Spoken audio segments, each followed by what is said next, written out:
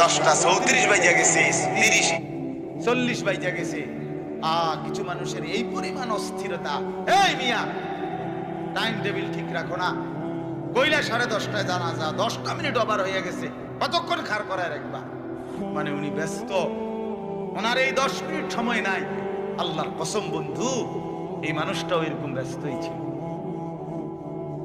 যে মানুষটার জানাজা হচ্ছে এখন, যার লাশ এখানে শোয়ানো, এই লোকটাও এমন ব্যস্তই ছিল। তার হাতেও একদিন সময় ছিল না। আজ গোটা পৃথিবী সব আগার জায়গায়, এই বেচারা শুধু নিস্তব্ধ।